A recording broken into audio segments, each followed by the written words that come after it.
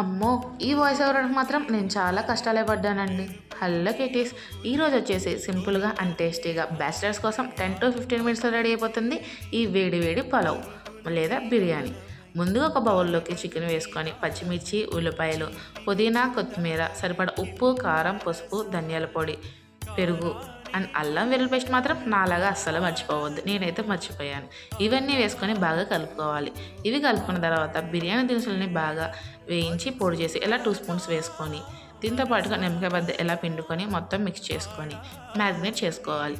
ఇది మ్యారినేట్ అయ్యేలోపు ఒక బౌల్లోకి బటర్ లేదా నెయ్యి వేసుకొని బిర్యానీ దినుసులు లేకుండా జీలకర్ర, బిర్యానీ ఆకులు మాత్రమే వేసుకోండి. పంట కింద నలగకుండా ఉంటాయి. సో ఆ తర్వాత ఇలా మ్యారినేట్ చేసుకున్న చికెన్ వేసుకొని 80% కుక్ చేసుకోవాలి.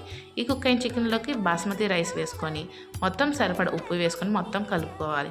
ఇక్కడ సరిపడా వాటర్ వేసుకొని ఒక 5 మినిట్స్ వదిలేస్తే చాలు.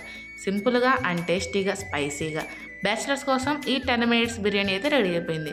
మరి మీరు కూడా చేసి ఎలా వచ్చిందో కామెంట్లో చెప్పేసేయండి. ఇలాంటి రెసిపీస్ కోసం నా ఛానల్ని ఫాలో అయిపోండి. మరి కొత్త రెసిపీస్తో మళ్ళీ కలుద్దాం. Until then bye bye kitties.